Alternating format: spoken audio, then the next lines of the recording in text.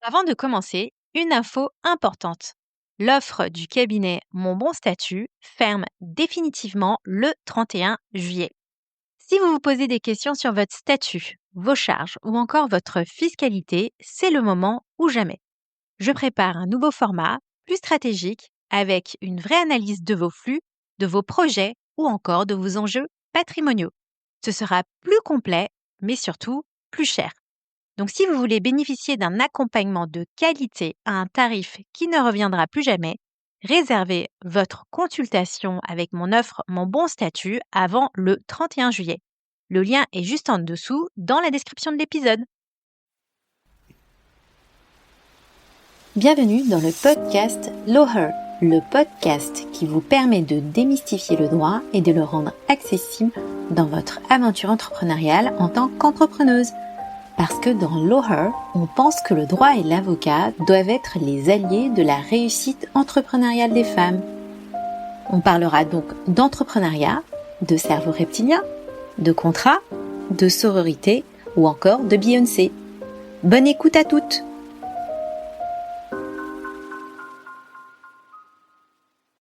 Épisode 5.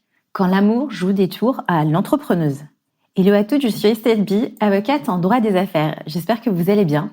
Je suis heureuse de vous retrouver aujourd'hui sur mon podcast Lawher pour un nouvel épisode.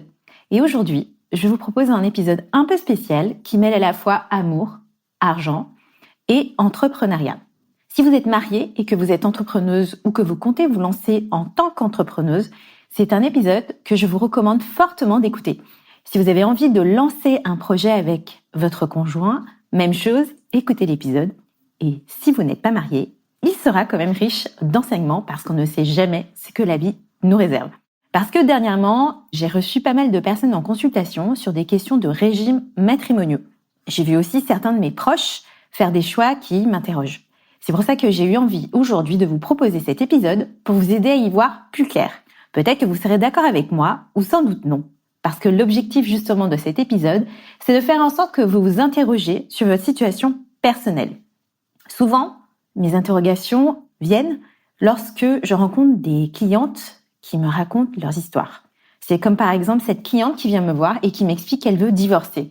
Elle découvre donc qu'elle est mariée sous le régime de la communauté légale. C'est le régime qu'on choisit par défaut si vous n'en décidez pas autrement devant un notaire. Et elle se rend compte que la moitié de la valeur de son entreprise qu'elle a créée revient au futur ex-mari à l'issue du divorce. C'est aussi cette cliente qui n'envisage pas un seul instant de réfléchir au régime matrimonial applicable à son mariage. Parce que dans la famille, on ne fait pas de contrat de mariage. On ne divorce pas dans la famille. Vous comprenez, n'est-ce pas ? C'est cette cliente qui fait du chiffre avec sa société, mais qui pour le coup a décidé de se sous-payer parce que le mari gagne suffisamment bien. Et pour éviter que le couple ne paye trop d'impôts, elle préfère se payer moins. Et surprise, elle n'a droit qu'à très peu de droits à la retraite. C'est aussi cette cliente qui préfère facturer avec la boîte de son mari parce qu'elle ne veut pas avoir à faire de la paperasse. Elle se demande donc aujourd'hui comment faire pour récupérer l'argent qui se retrouve dans la boîte du dit mari, maintenant que ça commence à sentir le roussi pour X raisons. Et c'est aussi ces femmes très nombreuses qui passent des années à travailler dans la boîte de leur mari et qui se rendent compte qu'elles vont récupérer une retraite dérisoire car elles n'ont jamais été rémunérées à titre personnel et n'ont jamais cotisé comme il le fallait. Des clientes comme ça, j'en vois presque tous les jours. Alors je m'interroge. L'idée n'est pas ici de faire un procès à l'amour, évidemment, mais plutôt de faire un procès à l'idée romantique de l'amour. Est-on obligé de faire des sacrifices au nom de l'amour pour qu'au final, les femmes entrepreneuses se font complètement avoir ou au mieux se retrouvent dans une détresse économique en vieillissant? Vous pouvez ne pas être d'accord avec moi. Mais si tout ce que je viens de vous dire résonne en vous, je peux vous donner aussi une bonne nouvelle. Il est tout à fait possible d'éviter tout ceci. L'idée, c'est d'anticiper et de renseigner. Vous commencez à me connaître, hein. C'est le conseil que je vous donne à chaque fois. On va passer donc un peu en revue ce qu'il convient de faire pour allier à la fois entrepreneuriat, protection et amour.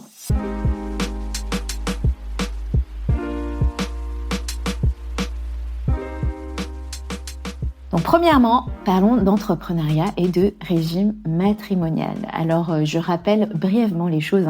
Pour simplifier le régime matrimonial, C'est l'ensemble des règles qui vont s'appliquer à vous par rapport au patrimoine du couple lorsque vous décidez de vous marier. Et souvent, moi, ce que je constate, c'est que j'ai des clientes qui se marient, mais qui, au moment du mariage, ne pensent pas un seul instant qu'elles vont lancer une entreprise ou se mettre à leur compte à un moment donné au cours de ce qu'on appelle la communauté, au cours du mariage. Et il peut se passer donc pas mal d'années avant que vous ne vous décidez de vous lancer à votre compte ou de créer votre entreprise. Parce que la configuration que je rencontre le plus souvent, c'est je me marie sans me poser de questions. Puis des années plus tard, je lance mon entreprise. Sachez que quand vous ne choisissez pas votre régime matrimonial, c'est la loi qui le fait par défaut pour vous. Votre mariage est soumis à ce qu'on appelle au régime de la communauté dite légale, le régime de la communauté réduite aux acquêts. Si vous vous mariez sous le régime de la communauté légale, puis vous divorcez, la moitié de la valeur de votre entreprise revient à votre futur ex-mari.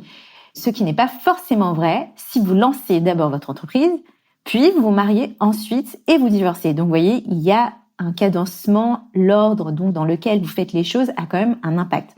Et donc, la bonne nouvelle, il n'y a pas un ordre mieux que l'autre au final, parce que c'est ce qu'on appelle la vie, globalement.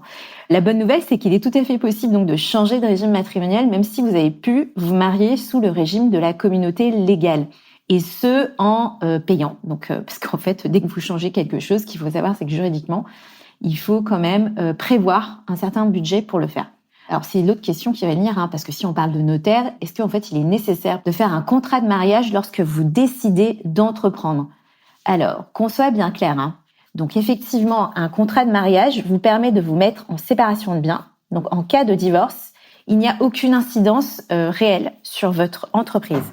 L'ensemble de la valeur de l'entreprise vous reviendra. Donc, si par exemple votre entreprise vaut, 100 000 euros, en fait, vous n'aurez pas à payer, à reverser, on va dire, 50% des 100 000 euros à votre conjoint. En fait, votre ex-mari, ne pourra pas obtenir la moitié de ce que vous avez.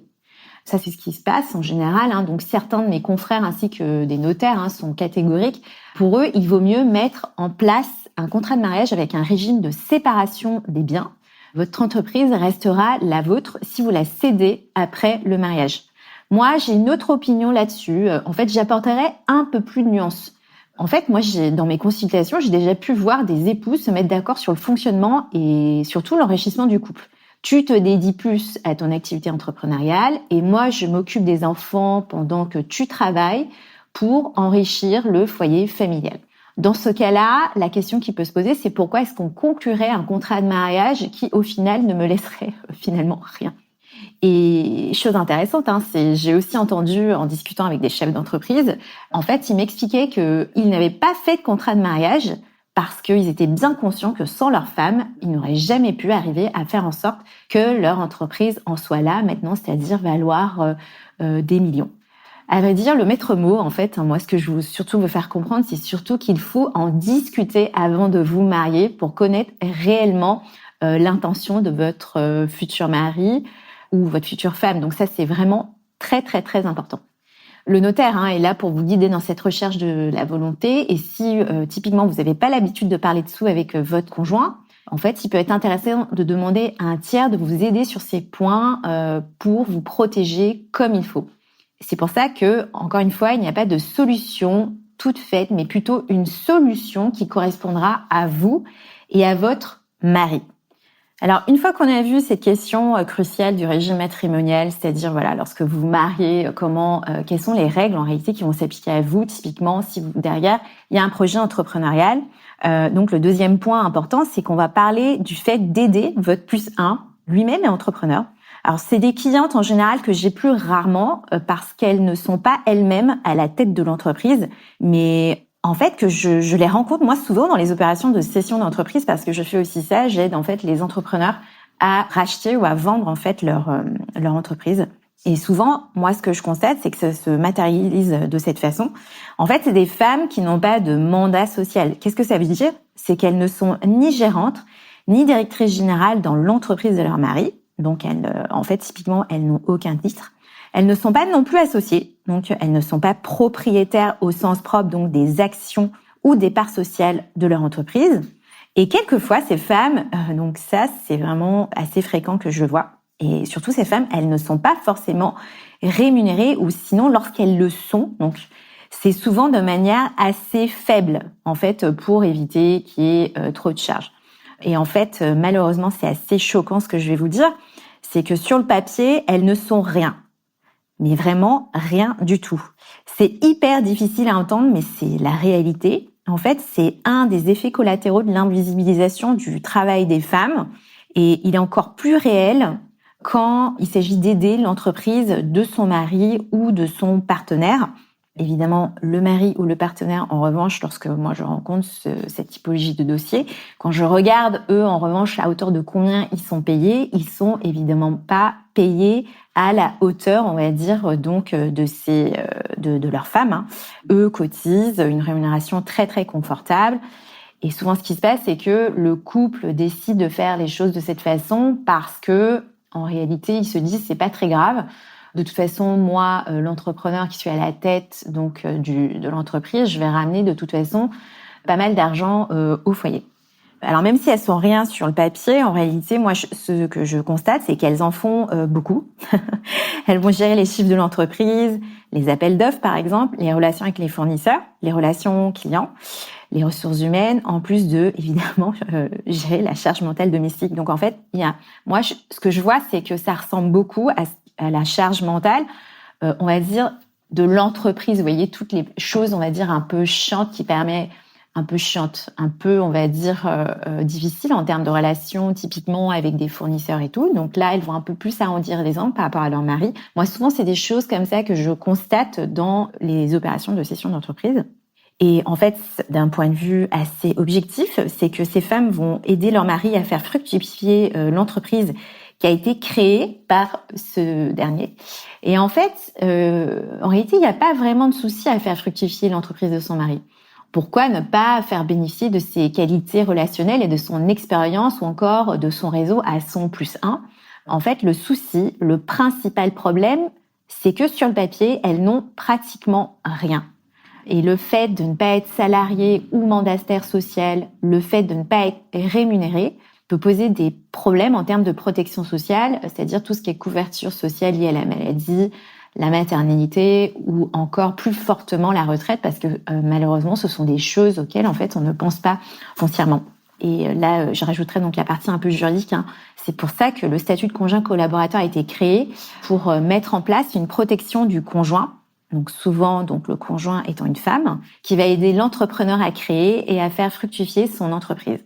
Alors quand vous avez ce statut, la protection sociale est intéressante, mais à mon sens, il faudrait encore aller plus loin. C'est-à-dire une rémunération intéressante qui permettra une cotisation pour la retraite et un restant de denier permettant des investissements personnels. Parce que moi, je considère qu'il vaut mieux être plus payé pour derrière s'intéresser, vous voyez, à comment faire pour placer, si je veux m'acheter moi-même, en fait, un bien locatif, commencer à boursicoter, toutes ces petites choses qui vont vous permettre donc d'acquérir un patrimoine au final. Et puis, évidemment, ça c'est la partie droit des sociétés. Moi, ce que je considère qui est vraiment indispensable, c'est une vraie détention de la moitié des actions ou des parts sociales de l'entreprise. Parce qu'au cours de la vie sociale, quand vous êtes associé, ce qu'il faut savoir, c'est que lorsque le résultat est très bon, vous pouvez récupérer la moitié des dividendes s'il y a distribution et si vous détenez la moitié des parts sociales de l'entreprise.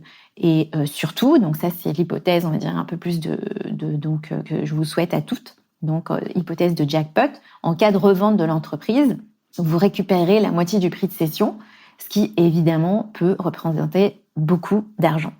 Donc une fois qu'on a vu cette histoire, donc effectivement de régime matrimonial, lorsque vous vous mariez, comment ça se passe, aussi le fait peut-être d'être une femme qui va aider votre mari à faire fructifier l'entreprise. Le point le plus compliqué au final, donc moi c'est le 3e point que je voulais développer dans cet épisode, le fait d'en parler justement à votre +1. C'est pas forcément évident, c'est pas un point aussi juridique que les 2 derniers que je viens de vous expliquer, mais je l'ai déjà évoqué lorsque j'ai parlé des régimes matrimoniaux. En fait, pour bien se protéger, il est essentiel de pouvoir discuter du fonctionnement entre les époux, notamment quand on va s'intéresser à la question de l'argent ou encore donc du patrimoine. Parce que tout le monde le sait, créer une entreprise, c'est pas un acte anodin qu'on fait tous les jours. Et en plus, si on doit ajouter la composante du couple, en fait, à mon sens, il est essentiel de comprendre ce qui peut se passer si l'un ou l'autre crée une entreprise. Alors moi, ce que je vous conseille de faire, c'est que vous pouvez essayer de répondre à ces questions. Est-ce que j'ai bien pris en compte que ton aide dans le couple permet à mon entreprise de fructifier et est-ce que c'est OK pour moi? Donc ça vaut aussi bien que ce soit vous, en fait, qui créez votre entreprise ou bien que votre mari le fasse ou votre conjoint. Même chose, est-ce que je m'appauvris si je t'aide dans ton entreprise? Est-ce que je suis bien protégée si tu meurs ou si on divorce? Parce que c'est le sujet, donc pourquoi je parle du fait de mourir. Quand vous êtes marié sous le régime de la communauté, ce qui se passe, c'est que pour régler ces histoires de patrimoine et d'argent, il y a un moment où est-ce qu'en fait, on va liquider ce qu'on appelle la communauté, c'est-à-dire l'ensemble des biens qui sont rentrés, qui ont enrichi, on va dire, votre couple. Et le fait de mourir, voilà, c'est aussi un sujet parce que il faut voir dans cette hypothèse qu'est-ce qui vous reviendra ou pas. Et surtout, comment est-ce que je peux bien vivre lorsque je serai à la retraite. Peut-être qu'en écoutant ces questions, vous aurez l'impression que, en fait, les avocats sont réputés pour être particulièrement cyniques quand on discute d'amour. Alors moi, c'est vraiment à travers mes lectures et mon expérience, en fait, je peux vous dire qu'il ne s'agit pas vraiment d'être cynique, mais plutôt d'être lucide sur les conséquences de certains événements de vie qui vont vous affecter en tant qu'entrepreneuse, mais également en tant que femme. Et dans ce cas-là, évidemment, et je répète en fait à chaque épisode, les professionnels du droit en fait sont là pour vous aider. Que ce soit parce que vous avez du mal à comprendre ce qui s'applique à vous en termes de règles, ou encore parce que vous ne savez pas comment aborder la question de l'argent ou encore du patrimoine au sein du couple. Donc, vous pouvez très bien nous parler de vos angoisses ou encore de vos peurs si un décès ou un divorce devait arriver dans votre couple, en fait, une séparation, quelle qu'elle soit. Donc nous, on est là pour vous aider. En tous les cas, j'espère que j'aurai réussi à vous faire réfléchir sur la vision romantique de l'amour, mais surtout à vous convaincre que l'amour a beaucoup à voir avec l'entrepreneuriat. Donc, c'est tout pour moi aujourd'hui. Je vous retrouve dans 2 semaines dans un nouvel épisode de l'horreur qui sera un peu plus juridique cette fois-ci et qui parlera beaucoup plus d'entrepreneuriat. En attendant, je vous souhaite à toutes une très bonne semaine. Je vous remercie pour votre attention et je vous dis à très bientôt.